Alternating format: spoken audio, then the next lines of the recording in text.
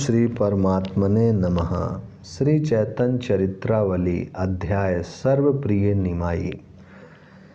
जिसे देखकर लोगों के मन में किसी प्रकार का भय या डर नहीं होता और जो दूसरों से भी किसी प्रकार की शंका नहीं करता, उनके सामने निर्भीकता के साथ बर्ताव करता है, जिसके लिए प्रसन्नता और अप्रसन्नता दोनों ही समान है, वह संसारी मनुष्य कभी हो ही नहीं सकता। वह तो भगवान का अत्यंत ही प्रिय नित्य शुद्ध मुक्त स्वरूप है।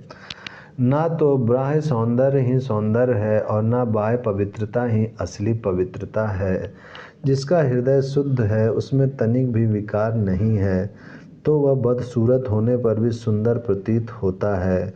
लोग उसके आंतरिक सौंदर्य के कारण उस पर मुग्ध हो जाते हैं और उसके इशारे पर नाचने लगते हैं। भीतर की पवित्रता ही चेहरे पर झलकने लगती है। उस पवित्रता में मोहकता है, इसी से लोग उनके वश में हो जाते हैं। यदि हृदय भी स्वच्छ शीशे की भांति निर्मल हो और देह की कांति भी कमनीय और मनोहर हो, तब तो उस देवतुल्य मनुष्य की मोहकता का कहना ही क्या है। फिर तो सोने में सुगंध ही है। ऐसा कौन सा हृदय पुरुष होगा जो ऐसे पुरुष के गुणों का प्रशंसक नहीं बन जाता। यदि ऐसा पुरुष प्रसन्न चित्त और चुलबुले स्वभाव का भी हो, तो तब तो सभी लोग उससे आत्मीय की भांति स्नेह करने लगते हैं और उससे किसी भी मनुष्य को संकोच अथवा उद्वेग नहीं होता। बच्चे से लेकर बूढ़े तक उससे खिलवाड़ करने लगते हैं। निमाई पंडित में उपयुक्त सभी गुण विद्यमान थे। उनका हृदय अत्यंत ही कोमल और बड़ा ही विशाल था। उसमें मनुष्य मात्र के लिए ही नहीं, प्राणी मात्र के प्रति प्रेम और ममता के भाव भरे हुए थे। उनका शरीर सुगठित, सुंदर और शोभा युक्त था। वे इतने अधिक सुंदर थे कि मनुष्य उनके सौंदर्य को ही देखकर मोहित हो जाते थे। चेहरे पर कभी सिकुड़न ही नहीं पड़ती थी, हर समय हंसते ही रहते और साथियों को भी अपनी विनोदपूर्ण बातों से सदा हंसाते रहते थे। स्वभाव में इतना चुलबुलापन था कि छोटे छोटे बच्चों के स्वभाव को भी मात कर देते थे। इन्हीं सब कारणों से नगर के सभी लोग इनसे आंतरिक स्नेह रखते थे। जो भी इन्हें देख लेता वही प्रसन्नता से खिल उठता। सभी जानते थे निमाई अब बालक नहीं है, वह नवद्वीप के एक नामी पंडित हैं। इन्होंने शास्त्रार्थ में दिग्विजयी पंडित को परास्त किया है। ये अपने लोकोत्तर प्रतिभा के कारण बंगाल के कोने कोने में प्रसिद्ध हो गए। सैकड़ों छात्र इनके पास विद्या अध्ययन करने आते हैं, फिर भी वे उन्हें अपना एक साथी तथा प्रेमी ही समझते थे। उन लोगों को यह ख्याल भी नहीं होता था कि ये बड़े आदमी हैं, इनके साथ सम्मान और शिष्टाचार का व्यवहार करना चाहिए।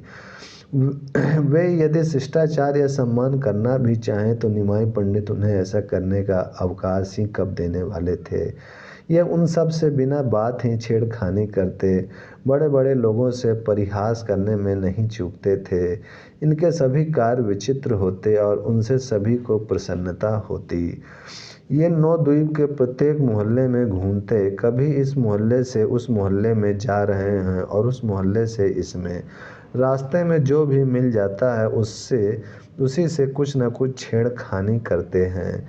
बड़े लोग कहते हैं, पंडित अब थोड़ी गंभीरता भी सीखनी चाहिए। हर समय लड़कपन ठीक नहीं होता। अब तुम एक गणमान्य पंडित हो गए हो। ये झूठा आश्चर्य सा प्रकट करते हुए कहते, हाँ सचमुच अब हमारी गणना पंडितों में होने लगी है, हमें तो पता भी नहीं। यदि ऐसी बात है तो हम कहीं जाकर किसी से गंभीरता जरूर सीखेंगे। कहने वाले बेचारे अपना सा मुँह लेकर चले जाते। ये विद्यार्थियों के साथ हंसते खेलते फिर उसी भांति चले जाते। इनका नगर भ्रमण बड़ा ही मनोहर होता। देखने वाले इन्हें एकटक देखते के देखते रह जाते। तपाए हुए स्वर्ण के समान सुंदर शरीर था। उस पर एक हल्की सी बनियाइन रहती। चौड़ी काली किनारी की नीचे तक लटकते हुए सफ़ेद धोती के ऊपर एक हल्के से पीले रंग की चादर ओढ़े रहते। मुख में पानी की बीरी है, बाएं हाथ में पुस्तक है, दाहिने में एक हल्की सी छटी है।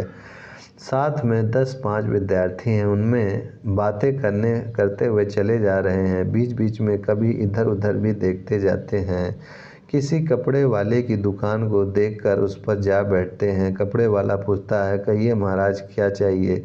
आप हंसते हुए कहते, जो यजमान की इच्छा हो, जो दे दोगे वही ले लेंगे। दुकानदार हंसी समझता और चुप हो जाता। कोई कोई दुकानदार ज़बरदस्ती इनके सिर कपड़ा मढ़ देता। आप उससे कहते, लेने को तो हम लिए जाते हैं, किंतु पास में पैसा नहीं है। उधार किसी से न कभी चीज़ ली है न लेते हैं। दामों की आशा न रखना। दुकानदार हाथ जोड़कर श्रद्धा के साथ कहते हैं, हमारा अहोभाग आप पहनेंगे तो हमारा यह व्यवसाय भी सफल हो जाएगा। यह कपड़ा और लेते जाइए, इसके किसी गरीब छात्र के वस्त्र बनवा दीजिएगा। ये प्रसन्नता पूर्वक उन वस्त्रों को ले आते। कोई कोई दुकानदार इनसे कटाक्ष भी करता, पैसा पास नहीं है, कपड़े खरीदने चले हैं। आप हंसते हुए कहते, पैसा ही पास होता तो फिर तुम्हारी दुकान कपड़ा खरीदने को रही थी, फिर तो जी चाहता वहीं से खरीद लाते। कभी किसी गरीब वस्त्र बनाने वाले के यहाँ जाते, उसका थान देखते, उससे दाम पूछते और कहते, दाम तो हमारे पास है नहीं, बोलो वैसे ही दोगे? वह श्रद्धा के साथ कहता, हाँ ले जाइए महाराज, आपका ही तो है। वे हंसते हुए चले आते। ओम श्री परमात्मने नमः। शांति शांति शांति।